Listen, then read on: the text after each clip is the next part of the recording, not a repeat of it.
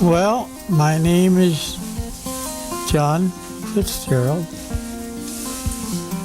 And I was born to my father and mother, John and Anna, on January 30th, 1929.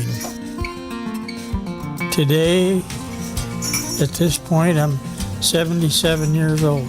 This is my wife, Margaret, whom I met in 1953 and married her in 1957.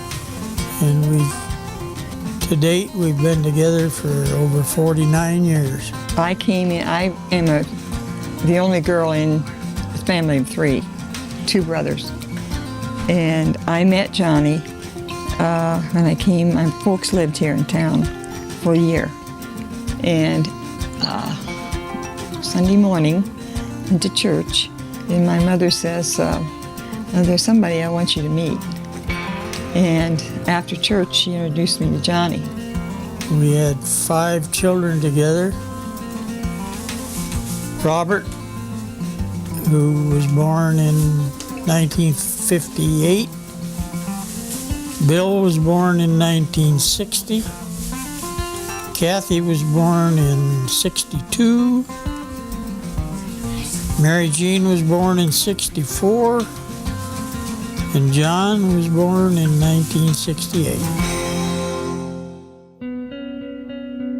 From the time I was probably 5 years old, I had to do something to contribute to the subsistence of the family. And she told me about Johnny and how he had the job of, after he went to school, every day he would go milk the cows. He would take the buckets with him when he went to school in the morning, and he'd milk the cows, and then he'd come home with the milk.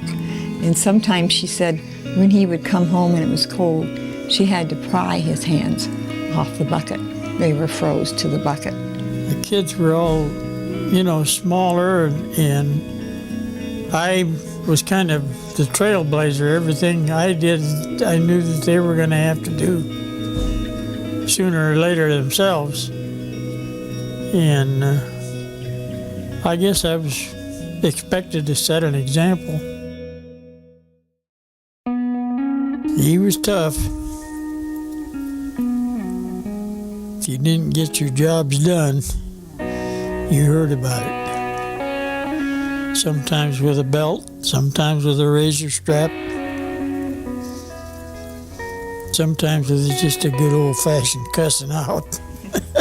I did not know John. I wish I had, just because I probably could have understood Johnny a little bit better if I had known his father. I was upstairs and heard commotion in the middle of the night.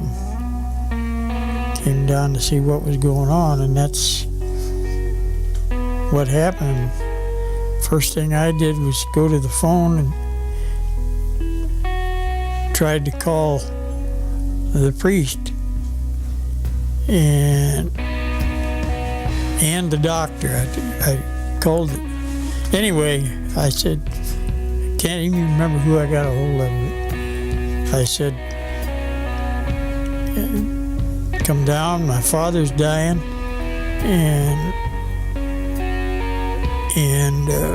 bring a doctor with you. That's about all I can remember of that. And he said later on, when he did come, he said I knew from what you told me that there was no sense in bringing a doctor. The only source of cash income that the family had at that time. I had a job. I wasn't making much money, but I used to give Mom $20 or $25 a week if I could, which wasn't much. I don't want anybody to have to go through what we went through. There's no reason for it anymore.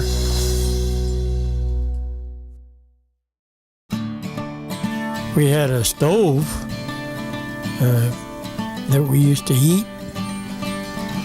you know, to have for heat in the wintertime, we had a stove, and they'd put a frying pan on top of the heater and cook most of your meals in that frying pan. All the good meals she used to fix. How she used to bake bread, and we used to come home and eat the fresh biscuits hot out of the oven. Didn't have to have any butter or anything on them. Just eat them. We always had oatmeal, which I still eat today. I grew up a city girl, you know, and had telephones. I had, you know, I lived in city, and I had all the modern things that were going on then. And I come into this family, and I start hearing these stories about all the things they didn't have, all the things they went through. The way he got to school was he rode, lots of times he rode his horse, and he rode it down to the intersection there on the highway, and he'd slap the horse's rear and send him home, and he'd stand there and wait for a car to come by and pick him up and take him to school. Or he'd ride his horse all the way to school and tie it up somewhere and get on the horse and come home. Johnny lived in the basement, and I'm not sure, I don't know that she went into detail about when exactly this was, but it was early in his teen life, because they finally had to take him out of the basement because he couldn't hardly walk anymore, because he had so much arthritis and stuff in his knees. It was so damp and everything down there. He finally had to find another place for him to sleep. They threw 2 or 3 bales of hay in the back of an old farm truck and put a tarp over the top of it. And we'd crawl in the back of the truck, and we'd go off to Arlington or Bennington or wherever the ball game was, and we had a ball. That's how we traveled. We didn't have school buses. We used to ride in the back of a truck, and the team and the girls and anybody who was going to the game all rode in the same truck. Used to have to take the bath in the middle of the kitchen and everything. Well, there was a time when they put the bathtub, which was just a regular old wash tub, if you know what I'm talking about, and they set it behind the stove. And Mary Ann was taking her bath behind the stove, and somehow or another she stood up and she got too close to the stove and she burned her hind end on the stovepipe. Yeah, and another story when the 1 year that we did go to school in Calhoun, she was just a freshman in high school, and we used to ride our bicycles, or in the cold weather you couldn't ride a bicycle, but we used to ride bicycles. We'd ride them all the way to town.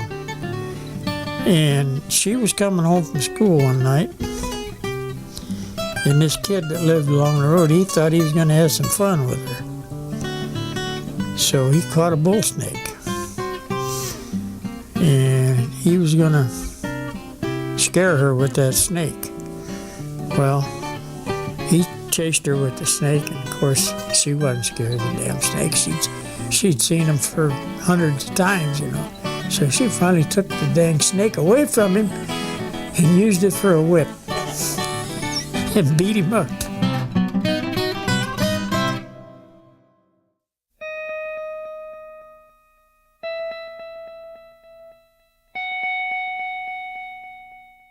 I think the closeness of this family is something that many families don't have and will never have.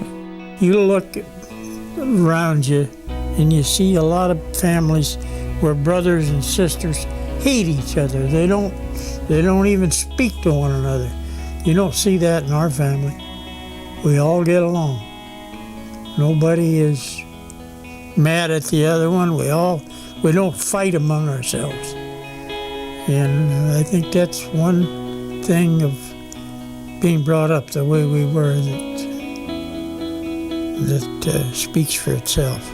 And from what I've seen with what the kids are coming up now in this family, it's because of that closeness, it's because of that trust and that love that these kids are coming out. And I just hope we can go back 20 years and say that our kids, our grandkids, our great-grandkids have that stability in their life and that love.